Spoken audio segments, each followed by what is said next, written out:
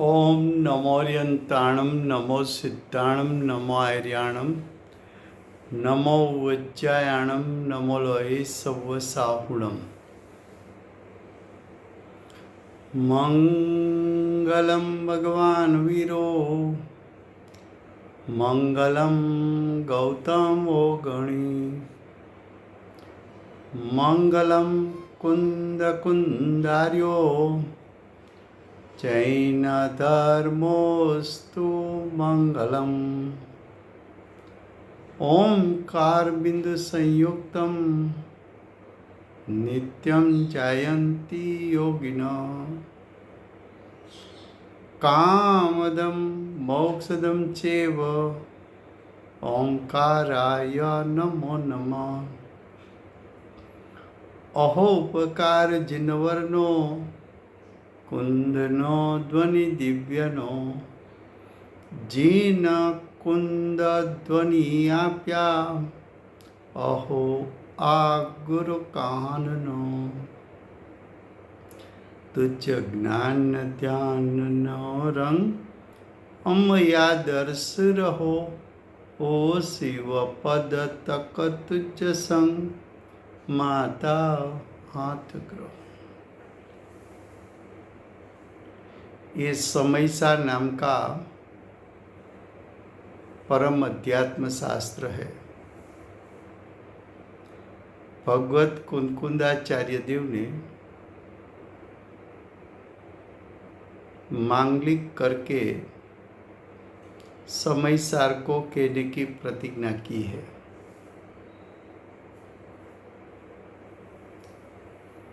आचार्य भगवान समय का दो परिणाम बताते हैं। एक पर समय, दूसरा स्वसमय। पर समय का त्याग करना है, स्वसमयपना प्रकट करना है। अज्ञानी जीव जीव में अंतर किए बिना जीव को एक पदार्थ मानता है, इसलिए वो पर समय परिणमन करता है। ऐसे जीवों को जीव के बीच में वेदरूप श्रद्धान और वेदरूप ज्ञान करके स्वसमय रूप परिणमन कराना है। तो जीव अधिकार चलता है। जीव के बीच में वेदरूप श्रद्धान और वेदरूप ज्ञान तब होगा जब जीव को जीव का स्वरूप क्या है, अजीव का यथार्थ स्वरूप क्या है, जीव को जीव के लक्षण से कैसे जान सकते हैं और अजीव को अजीव के लक्षण से कैसे जान सकते हैं।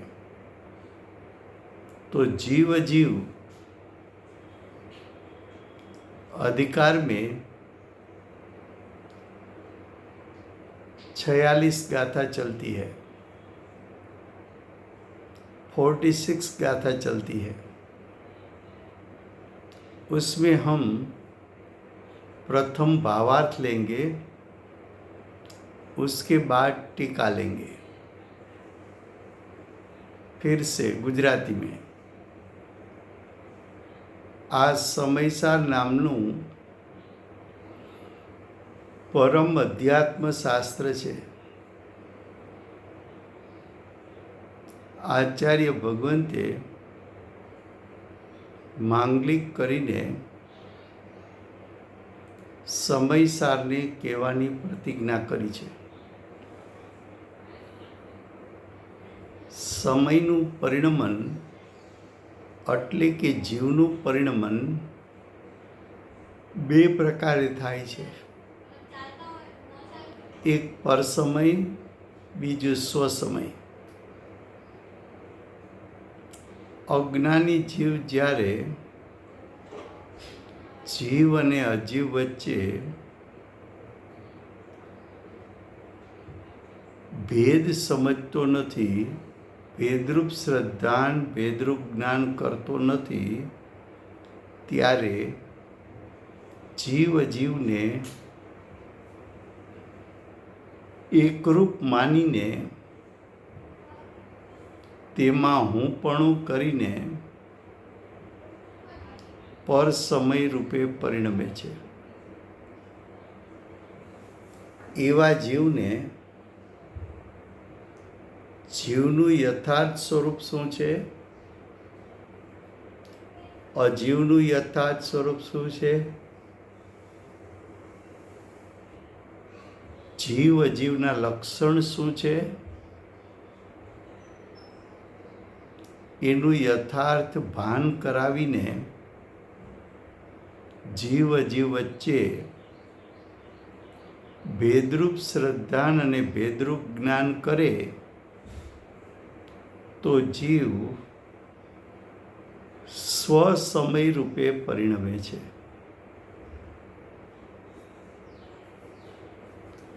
આચાર્ય ભગવાન જીવ અજીવ અધિકારમાં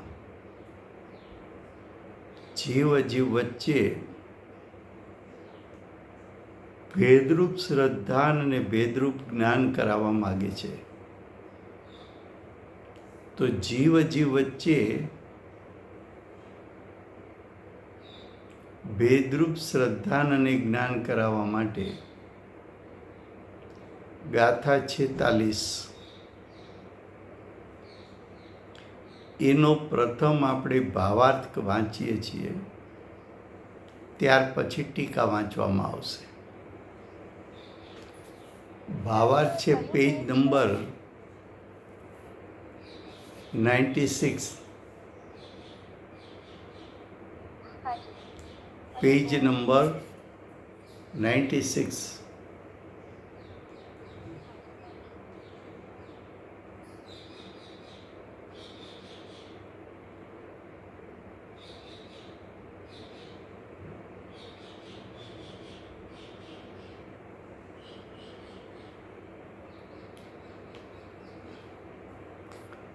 परमार्थ नहीं तो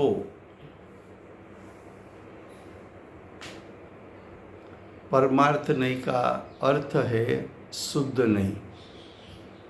शुद्ध नहीं का दूसरा नाम है परमार्थ नहीं. परमार्थ नहीं तो जीव और शरीर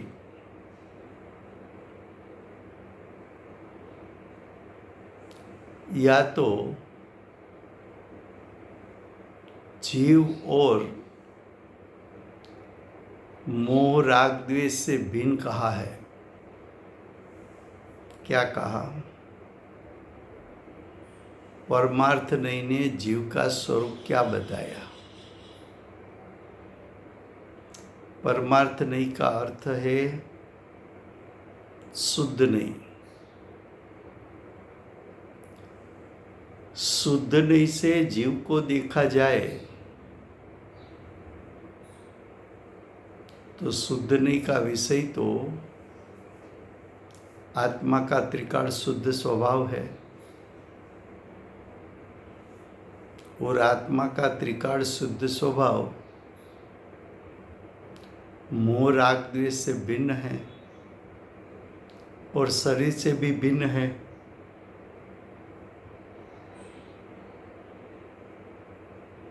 तो शुद्ध नहीं ने जीव का स्वरूप बताया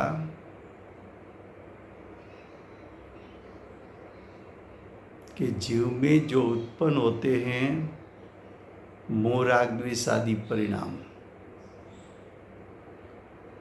जीव में उत्पन्न होते हैं पुण्य पाप आश्रव बंध, जीव में उत्पन्न होते हैं दर्शन मोह, चारित्र मोह। जीव में उत्पन्न होते हैं कसाई नो कसाई। ऐसा जो परिणाम है उसमें जो छुपा हुआ परमार्थ नहीं के विषयभूत आत्मा का एक त्रिकाल शुद्ध स्वभाव है, तो वो आत्मा का त्रिकाल शुद्ध स्वभाव तो तीनों काल यानी अनादि से अनंत काल प्रति समय शुद्ध नहीं के विषयभूत जीव त्रिकाल शुद्ध शुद्ध शुद्ध शुद्ध शुद्ध शुद्ध है। चाहे जीव निगोद में हो, चाहे जीव सिद्ध पद में हो। निगोद से सिद्ध पद तक जीव के जो परिणाम हैं वो परिणाम में छुपा हुआ जो ज्ञायक है वो तीनों काल प्रति समय शुद्ध शुद्ध शुद्ध रहता है। मोह राग द्वेष शुद्ध स्वभाव में प्रवेश नहीं कर सकता।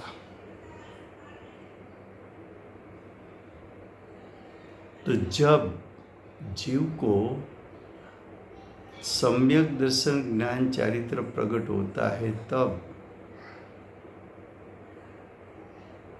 जो आत्मा का शुद्ध स्वभाव श्रद्धान में आया, ज्ञान में आया, वो ऐसा श्रद्धान और ज्ञान में आया कि मेरा त्रिकाल शुद्ध स्वभाव ने अनादि काल से आज तक मोह राग द्वेष का स्पर्श नहीं किया है।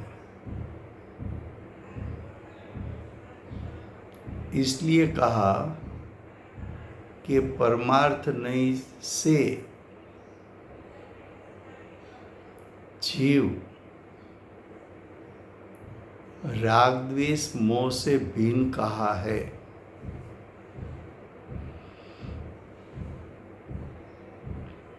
यहाँ दो वाक्य साथ में लिया है तो हम दो सेंटेंस भिन्न कर देते हैं। प्रथम सेंटेंस ऐसा है कि परमार्थ नहीं से जीव राग द्वेष मोह से भिन्न है। और दूसरा सेंटेंस है परमार्थ नहीं से जीव शरीर से भिन्न है।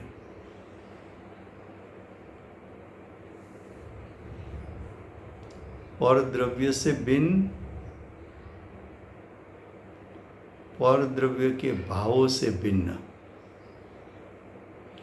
पर द्रव्य से भिन्न में शरीर लेना है, पर द्रव्य के भावों से भिन्न में मोह राग द्वेष लेना है। क्यों? तो कि कर्म का उदय में जुड़ने से मोह राग द्वेष उत्पन्न हुआ है। तो कर्म का उदय और द्रव्य है, उसके निमित्त से मोह राग द्वेष उत्पन्न हुआ। इसलिए मोह राग द्वेष को निमित्त का कथन करके मोह राग द्वेष को पर द्रव्य का परिणाम कहा है।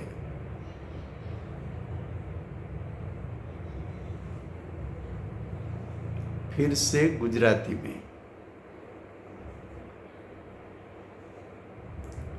46 ગાથાનો ભાવાર્થ. પરમાર્થ નહીં.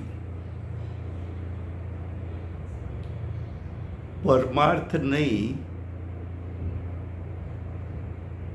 એનું બીજું નામ છે શુદ્ધ નહીં.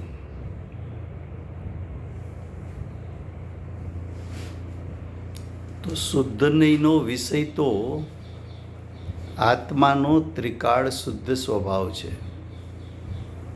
શુદ્ધ નહીંનો વિષય શું છે? આત્માનો ત્રિકાળ શુદ્ધ સ્વભાવ. તો પરમાર્થ નહીં સે, પરમાર્થ નહીંથી તો જીવને એટલે જીવના ત્રિકાળ શુદ્ધ સ્વભાવને રાગ દ્વેષ મોહથી ભિન્ન કહે છે.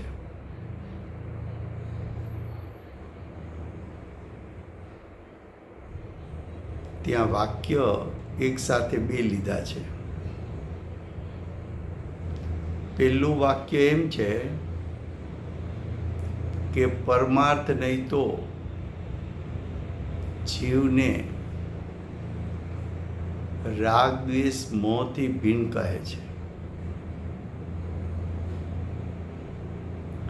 બીજું વાક્ય પરમાર્થ નહીં તો જીવ અને શરીર ને ભિન્ન કહે છે. એમાં પ્રથમ વાક્યનો અર્થ કરીએ છીએ. પ્રથમ વાક્ય છે પરમાર્થ નહીં. તો પરમાર્થ નહીં એટલે પરમાર્થ નહીંનો વિષય. પરમાર્થ નહીંનો વિષય એટલે શુદ્ધ નહીંનો વિષય. તો શુદ્ધ નહીંનો વિષય શું છે? તો કે આત્માનો ત્રિકાળ શુદ્ધ સ્વભાવ, એટલે કે જ્ઞાયક. જ્ઞાયક કેવો છે?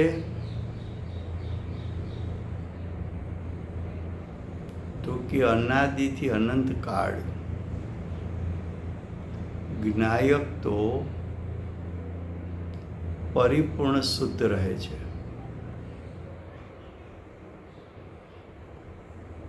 અનાદિથી અનંત કાળમાં જ્ઞાયકમાં મોહ રાગ દ્વેષ પ્રવેશી શકતા નથી.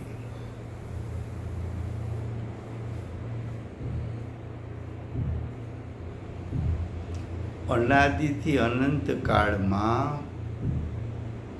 જ્ઞાયકે મોહ રાગ દ્વેષને સ્પર્શ કર્યો નથી. સ્પર્શ કર્યો નથી એટલે કે જ્ઞાયક ક્યારેય મોહ રાગ દ્વેષ સ્વભાવ રૂપે થયો નથી.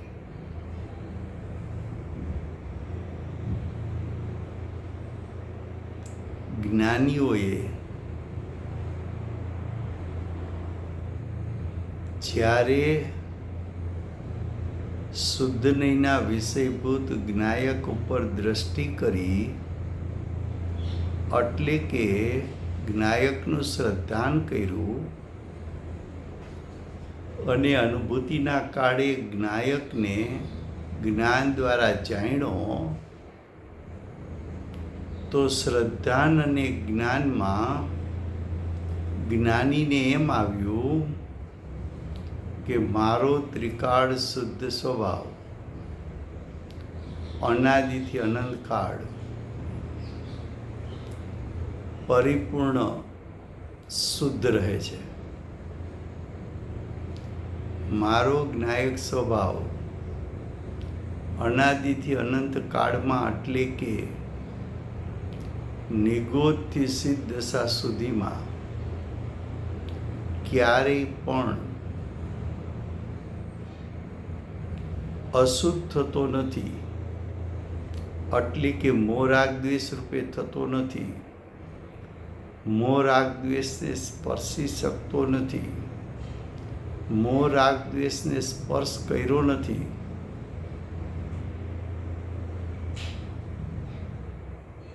મોહ રાગ દ્વેષમાં જ્ઞાયકે પ્રવેશ કર્યો નથી,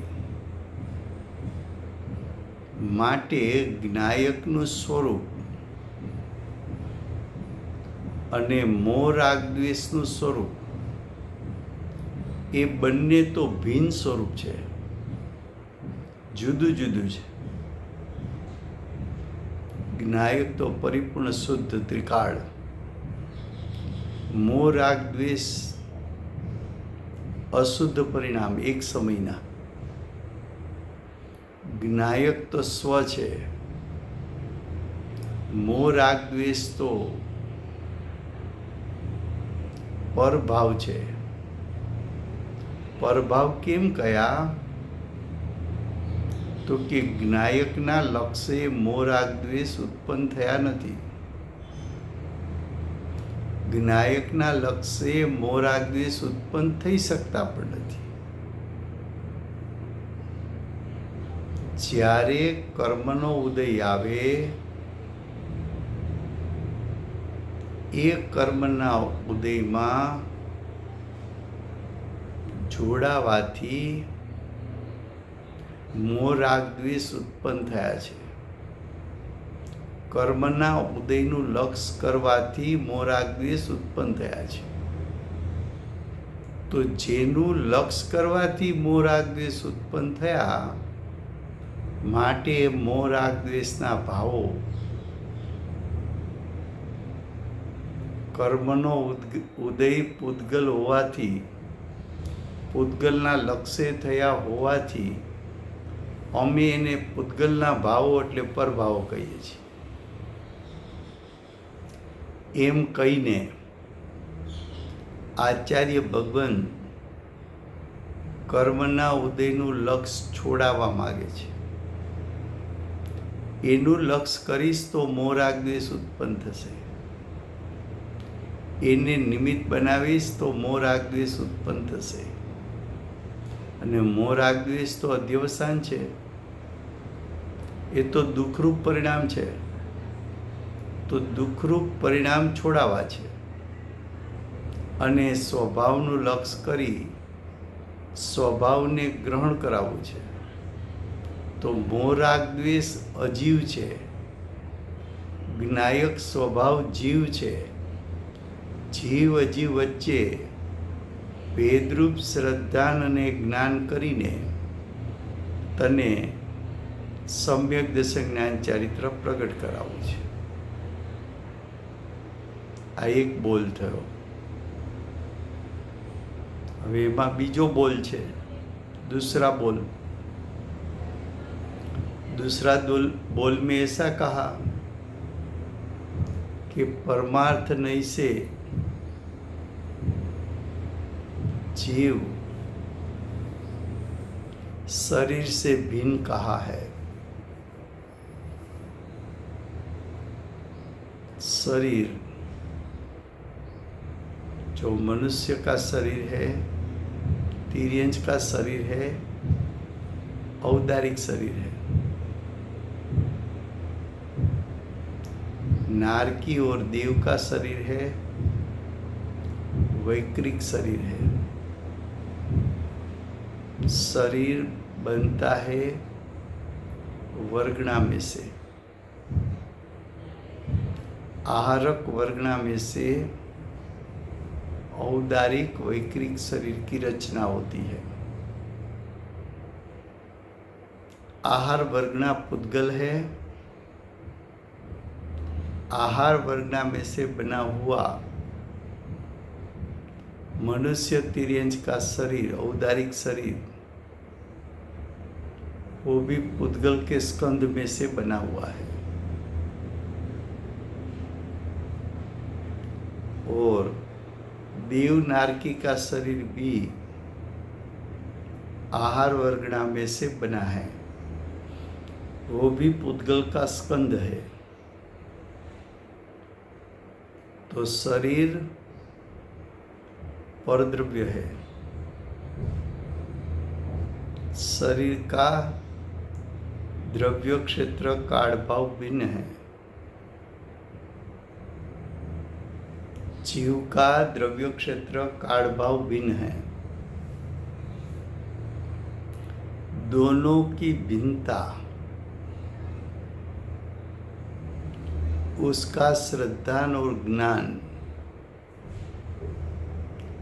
अज्ञानी ने आज तक नहीं किया। यानी हम लोगों ने जीव शरीर की भिन्नता का श्रद्धान और ज्ञान आज तक नहीं किया।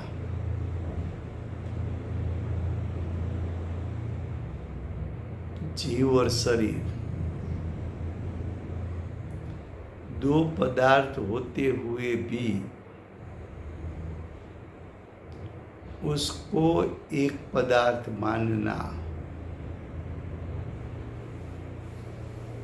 उसको एक पदार्थ मानना, वो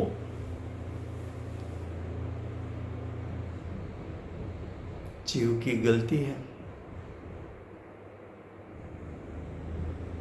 जीव की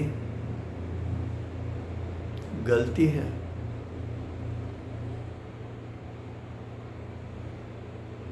दोनों को एक में एक माना। 24 घंटा मैं मनुष्य हूँ। मनुष्यपना में जीव का स्वरूप क्या, शरीर का स्वरूप क्या, ये तो हमें गुरुदेव मिले, माताजी मिले तो शब्द ज्ञान तो हुआ कि जीव शरीर से भिन्न है और शरीर जीव से भिन्न है।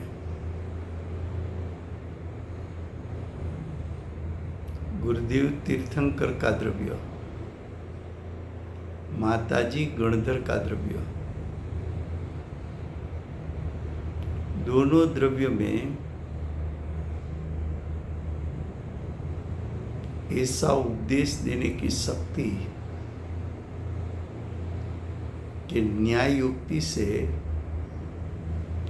जीव और शरीर की भिन्नता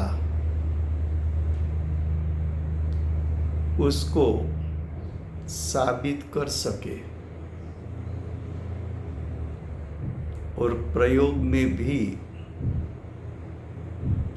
गुरुदेव माताजी ने भिन्नता का श्रद्धा निर्विकल्प किया और भिन्नता का निर्विकल्प ज्ञान भी किया। अपने भाव में शरीर से मैं भिन्न हूँ एवं एहसास भिन्नता में भिन्नता करके सम्यक दर्शन ज्ञान चरित्र प्रकट कर लिया। तो गुरुदेव माता जी ने आत्मा की अनुभूति पूर्वक बताया कि जीव चेतनवंत द्रव्य है, शरीर अचेतनवंत द्रव्य है। जीव का लक्षण ज्ञान और सुख है, शरीर का लक्षण स्पर्श रस गंध वर्ण है। जीव का द्रव्य क्षेत्र काल भाव भिन्न है, शरीर का द्रव्य क्षेत्र काल भाव भिन्न है। दो भिन्न भिन्न सत्ता है, दो भिन्न भिन्न द्रव्य है।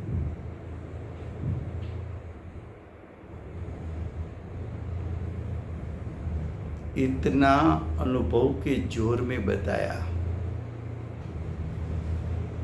तो जीव और शरीर, शरीर अजीव है। तो ये अधिकार का उद्देश्य जीव और अजीव के बीच में भिन्न रूप श्रद्धा ज्ञान करके आचरण कराने का है। तो आचार्य भगवान ने बताया कि परमार्थ नहीं से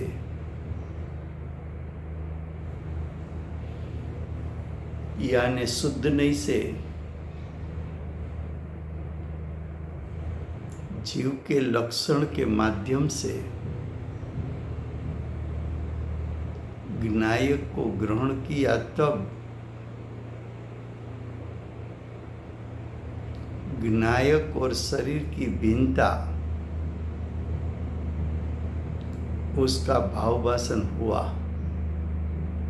वो भावभाषण पूर्वक हम कहते हैं कि जीव शरीर से भिन्न है। तुम भी ऐसा श्रद्धा ज्ञान करके सम्यक दर्शन ज्ञान चारित्र प्रकट कर लो।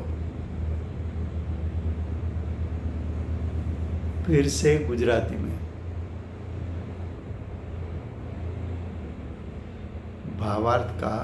ભાવાર્થનો પ્રથમ વાક્ય, એમાં બે વાક્ય છે। એમાં એક વાક્યનો વિસ્તાર થયો, બીજું વાક્ય કે પરમાર્થ નહીં તો જીવ અને જીવ શરીરથી ભિન્ન છે એમ કહે છે।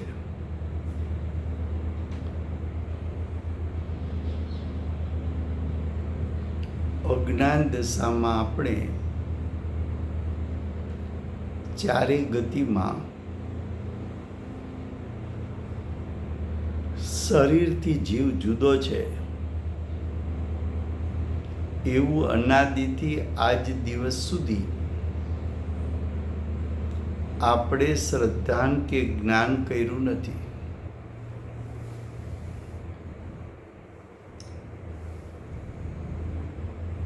આચાર્ય ભગવાન એમ કહે છે કે જીવ ચેતનવંતુ દ્રવ્ય છે,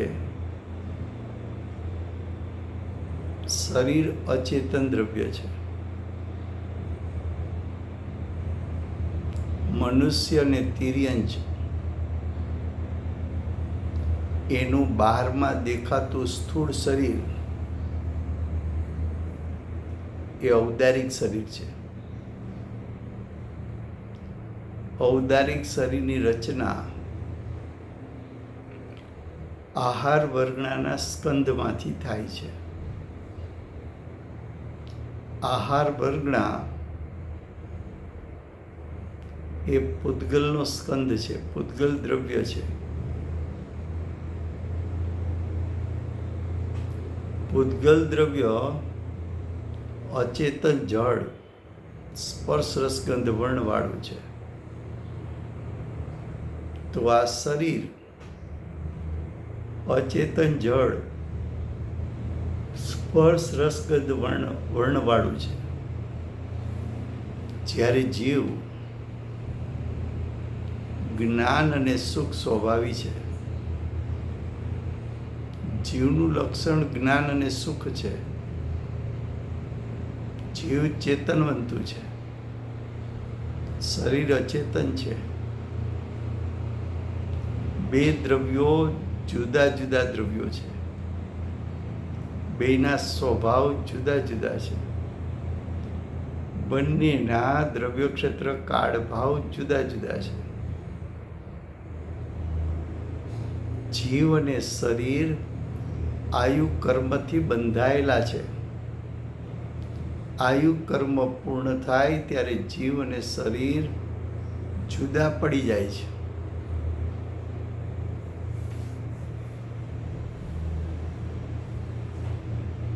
પૂજ્ય ગુરુદેવ અને માતાજીએ ન્યાયયુક્તિથી જીવ અને શરીર વચ્ચે ભેદરૂપ શ્રદ્ધાન અને ભેદરૂપ જ્ઞાન કરાવવા ઉપદેશ આપ્યો છે. ગુરુદેવ માતાજીનો ઉપદેશ અનુભવપૂર્વકનો છે. એટલે કે જીવ અને શરીર વચ્ચેની ભિન્નતાનું શ્રદ્ધા, જ્ઞાન અને આચરણ કરી, શ્રદ્ધા, જ્ઞાન, આચરણ પ્રગટ કરી ગુરુદેવ બેનશ્રીએ જીવ શરીરની ભિન્નતાનો ઉપદેશ આપ્યો છે. ગુરુદેવ બેનશ્રીને કારણે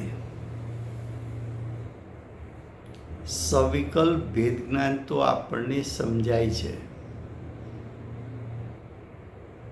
પણ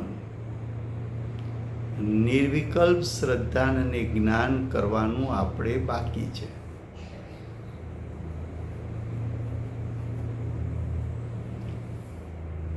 પરમાર્થ નહીંથી એટલે કે શુદ્ધ નહીંથી જીવનું ત્રિકાળ સ્વરૂપ એ તો પરિપૂર્ણ શુદ્ધ અને જ્ઞાન અને સુખમય સ્વભાવવાળું છે.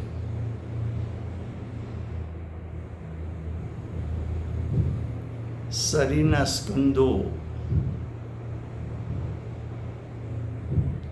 આત્માના જ્ઞાયક સ્વભાવને સ્પર્શી શકતા નથી.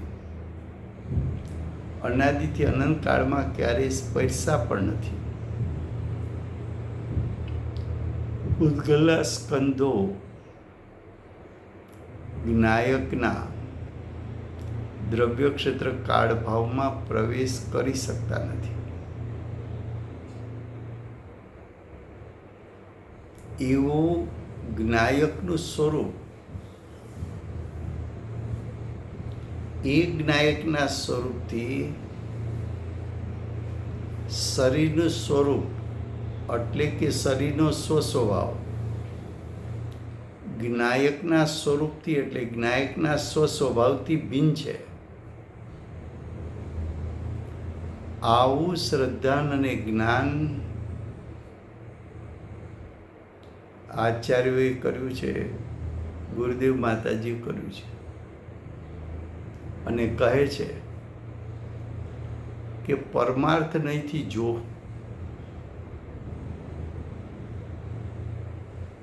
તો તારી દ્રષ્ટિ અને ઉપયોગ સૂક્ષ્મ કર. શરીરથી ભિન્ન એક સત્તા છે. શરીરથી ભિન્ન જ્ઞાન અને સુખમય સત્તા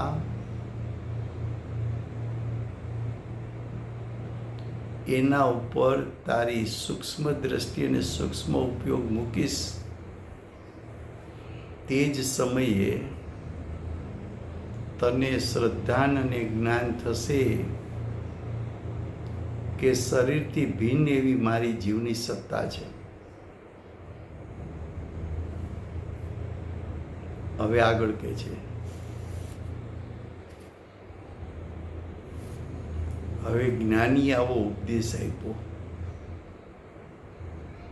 ज्ञानी ने ऐसा उपदेश दिया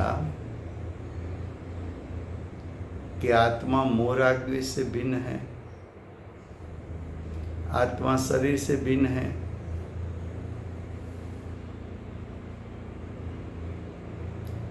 वो उपदेश दिया तो परमार्थ नहीं से शुद्ध नहीं से दिया, लेकिन अज्ञानी ने एकांत ग्रहण किया।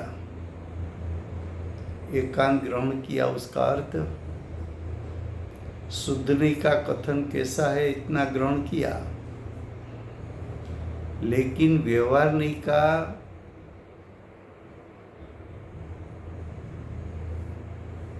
उपदेश क्या है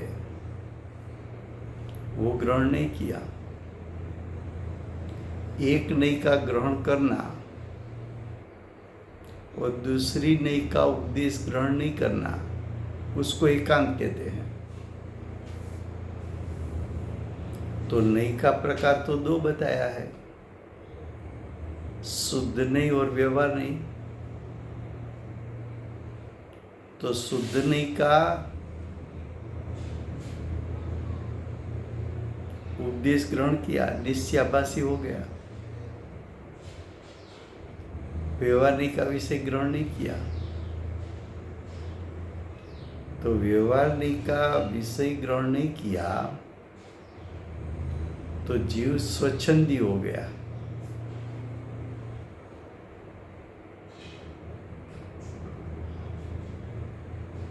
उसका अर्थ क्या, देखो आगे बताएंगे।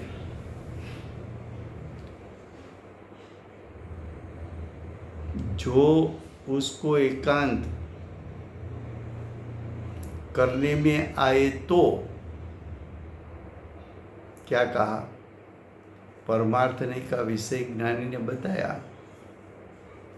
अगर उसको एकांत किया जाए, सिर्फ हम परमार्थने का उपदेश ही माने और व्यवहारिक का उपदेश से उसको न माने तो एकांत हो गया। तो एकांत मान्यता वाला तो मिथ्या दृष्टि है, अज्ञानी है, मूढ़ है।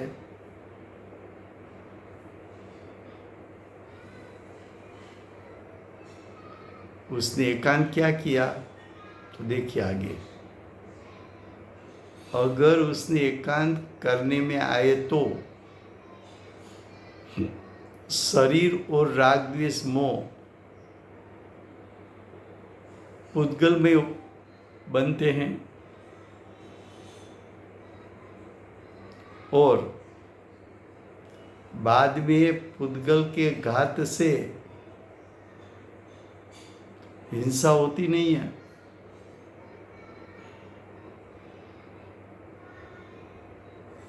क्या कहा, अज्ञानी ने परमार्थ नहीं का उपदेश सुना, उसका स्वीकार किया और व्यवहार नहीं का उपदेश माना नहीं।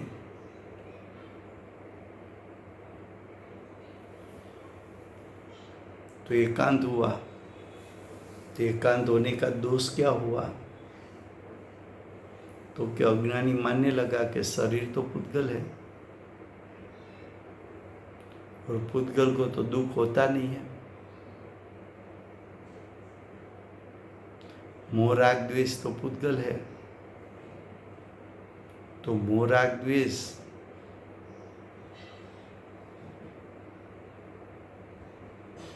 वो पुद्गल है। तो उसने क्या किया, उसने क्या किया,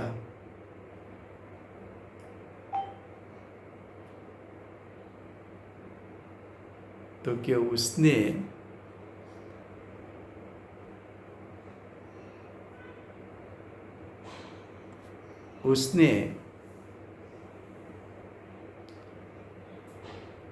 कोई भी एक इंद्रिय, दो इंद्रिय, तीन इंद्रिय, चार इंद्रिय जीव है, उस पर पग रख के मार दिया। क्यों, कि जीव और शरीर तो भिन्न है और मैं पाँव तो रूपी जीव रूपी शरीर पर रखता हूँ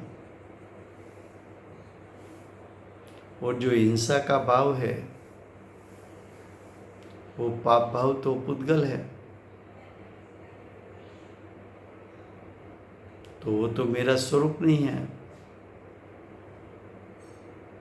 तो उसको हिंसा किया। क्यों हिंसा किया, तो ज्ञानी ने तो बताया है कि मोह राग द्वेष पुद्गल है, शरीर पुद्गल है और पुद्गल को तो दुख होता नहीं है।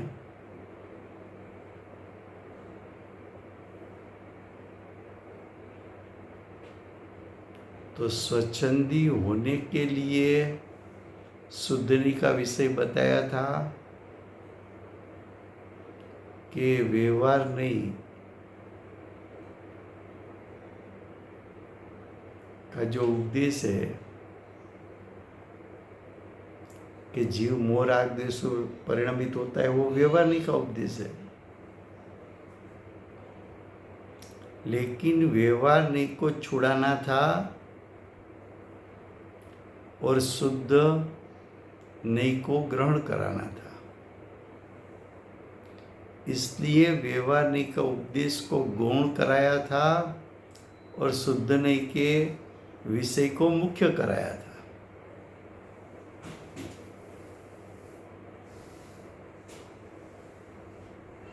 शुद्ध नई का विषय क्यों बताया? व्यवहारिक का जो विषय उसका लक्ष्य छुड़ाने के लिए, मोह राग द्वेष का लक्ष्य छुड़ाने के लिए, शरीर का लक्ष्य छुड़ाने के लिए। वहां से लक्ष्य छोड़कर लक्ष्य कहाँ करना था? तो कि लक्ष्य शुद्धने के विषय में करना था। तो शुद्धने का विषय क्या था? तो कि आत्मा का त्रिकाल शुद्ध स्वभाव। तो मोह राग द्वेष का लक्ष्य छुड़ाकर विनायक तक ले जाना था। शरीर का लक्ष्य छुड़ाकर विनायक तक ले जाना था। लेकिन अज्ञानी ने ज्ञानी का शब्द ग्रहण किया, उसका भाव ग्रहण नहीं किया। वो तो मानने लगा क्या कि आत्मा से मोह राग द्वेष भिन्न है और वो पुद्गल है। तो मोह राग द्वेष होता है, वो तो मेरा स्वरूप नहीं।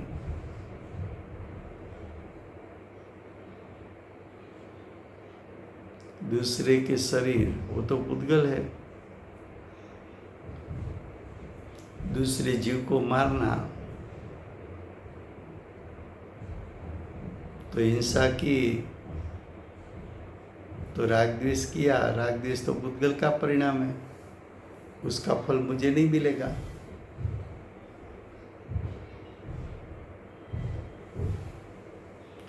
दूसरा जीव, एक इंद्री, दो इंद्री, तीन इंद्री, चार इंद्री आदि, उसका जन्म तिर्यंज में हुआ।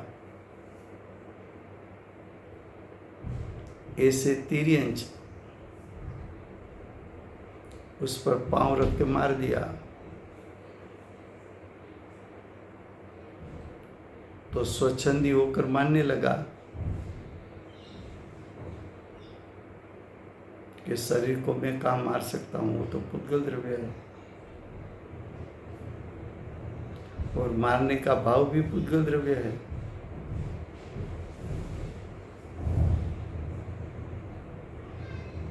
तो वो तो स्वच्छंदी होकर पाप करने लगा।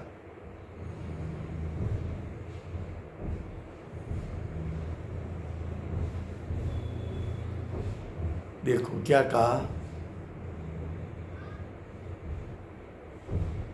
अगर उसको एकांत करने में आए तो अज्ञानी ने एकांत किया। एकांत करके क्या किया? शरीर और राग द्वेष मोह पुद्गलमय सिद्ध हुआ है। आचार्य भगवान ने तो शरीर मोह राग द्वेष उसको पुद्गल सिद्ध किया है। तो फिर पुद्गल के घात से हिंसा तो होती नहीं, शरीर को मारने से हिंसा तो होती नहीं। ख्याल में आता है, स्वच्छंद बनाया गया। अगर तुझे तेरे शरीर के साथ राग है तो दूसरे जीव को भी उसके शरीर के प्रति राग है।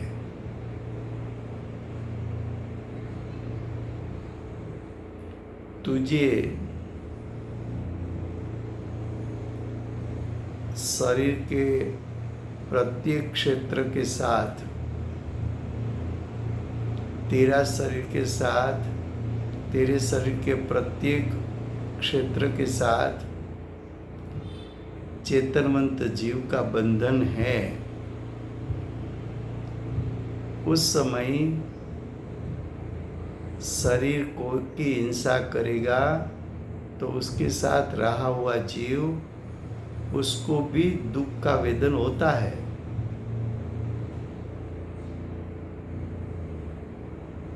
अगर तुझे दुख का वेदन होता है तो दूसरे जीवों जो अज्ञानी हैं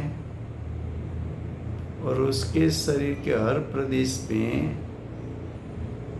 उसका आत्मा व्यापा हुआ है, बंध को प्राप्त है, तो उसके शरीर की हिंसा करेगा तो उसके साथ एक क्षेत्र होगा संबंध में। जो जीव बंध को प्राप्त है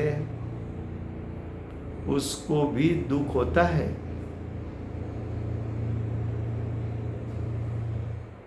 वो तो भाव हिंसा हुई, स्व की भी भाव हिंसा हुई, पर की भी भाव हिंसा हुई।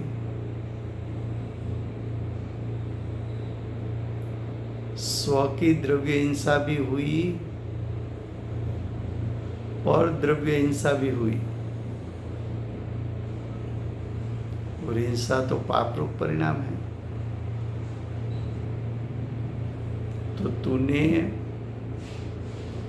परमार्थ का उपदेश दिया, वो तो सुखी होने के लिए दिया था, परिणाम में शुद्धता प्रकट करने के लिए दिया था।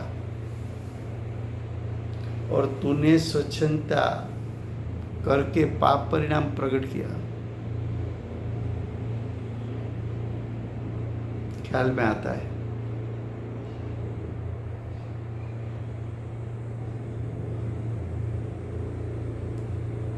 जो શું કહે છે ફરીવાર, જો તેનો એકાંત કરવામાં આવે તો, તેનો એકાંત કરવામાં આવે તો એટલે શું? તો કે આચાર્ય ભગવંતે પરમાર્થનો પેલી લીટીમાં ઉપદેશ આપ્યો, એનો એકાંત કરવો. એનો એકાંત શું કર્યો?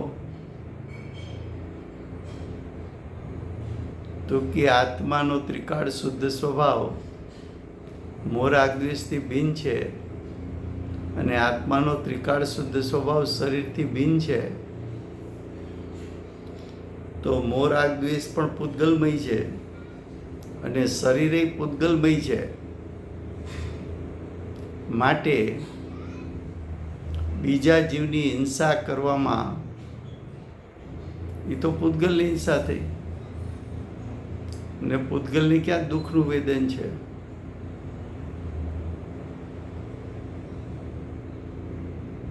એ તો એકાંત થઈ ગયું.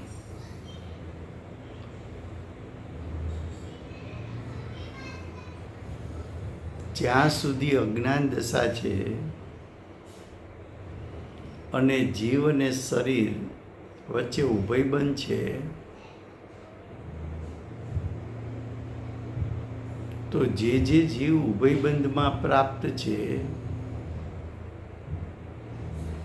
એને મારવાથી તો સ્વદ્રવ્ય હિંસા પણ થાય છે, સ્વભાવ હિંસા પણ થાય છે, પરદ્રવ્ય હિંસા પણ થાય છે અને પરભાવ હિંસા પણ થાય છે. એ તો પાપના પરિણામ છે. સ્વભાવ હિંસા એટલે શું? બીજાને મારવાનો ભાવ તારી સત્તામાં ઉત્પન્ન થયો.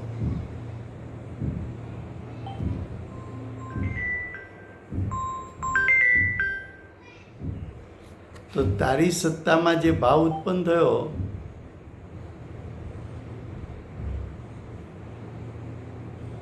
તારી સત્તામાં જે ભાવ ઉત્પન્ન થયો એ પાપ ભાવ ઉત્પન્ન થયો એટલે તારા સ્વભાવની હિંસા થઈ.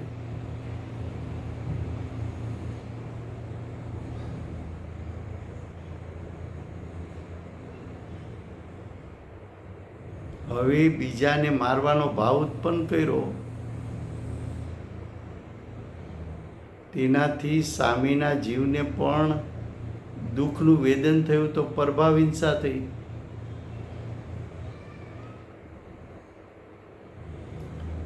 અને પરજીવના 10 પ્રાણ, 5 ઇન્દ્રિય, મન વચન કાયા, શ્વાસ અને આયુ કર્મ, એ 10 પ્રાણમાંથી કોઈને પણ ઈજા થઈ તો એ પરદ્રવ્ય હિંસા થઈ. અને પરદ્રવ્યને મારવા માટે તે પ્રયત્ન કર્યો તો તારા શરીરમાં 5 ઇન્દ્રિય, મન વચન કાયા, શ્વાસ અને આયુ કર્મ, એ 10 પ્રાણમાંથી કોઈ પણ પ્રાણનો ઘાત થયો તો એ સ્વદ્રવ્ય હિંસા થઈ. આમ જો પરમાર્થનો ઉપદેશ છે એનું તું એકાંત કરીશ તો તું સ્વચ્છંદી થઈ જઈશ, એમ કહે છે.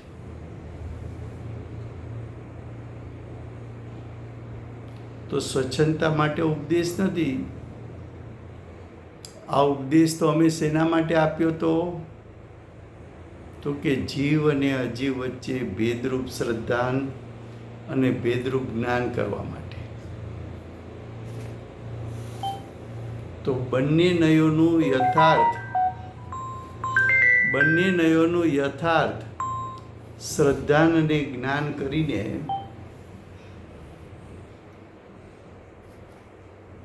જીવે જ્ઞાનીનો ઉપદેશ ગ્રહણ કરવો જોઈએ.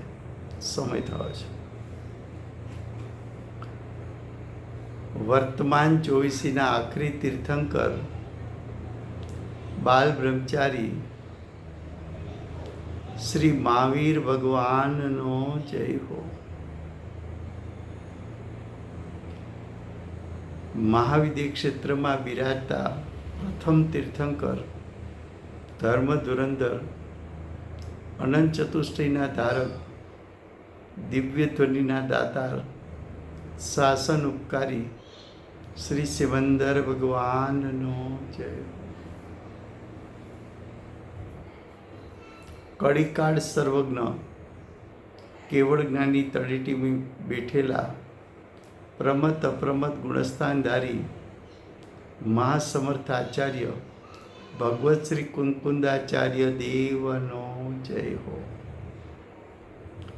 જીવ અજીવ વચ્ચે વેદ જ્ઞાનનો મંત્ર આપનાર, તીર્થના નાયક, તીર્થના સ્થાપક, તીર્થના પ્રવર્તક, પરમ કૃપાળુ શ્રી સદગુરુ દેવનો જય હો. જીવ અજીવ વચ્ચે ભેદ જ્ઞાન કરનાર, સ્વાનુભવયુક્ત, જાતિસ્મરણ જ્ઞાનયુક્ત પ્રશમમૂર્તિ ભગવતી માતનો જય હો.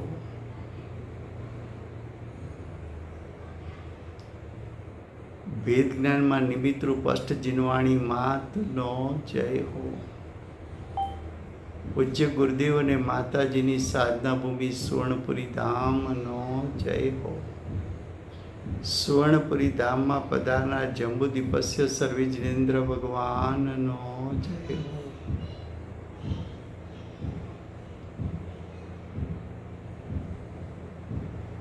ચોવીસ તીર્થંકર પૂર્વે મોક્ષે જનાર શ્રી બાહુબલી ભગવાનનો જય હો. વર્તમાન ગુરુ અને ધાતુકી વિદ્ય ક્ષેત્રના ભાવિ તીર્થંકર શ્રી સૂર્યકીર્તિ ભગવાનનો જય હો. શ્રી સૂર્યકીર્તિ ભગવાનના સમોસળના મુખ્ય ગણધર શ્રી દેવેન્દ્ર કીર્તિનાથ ભગવાનનો જય હો. પરમ દિગંબર જૈન ધર્મનો જય.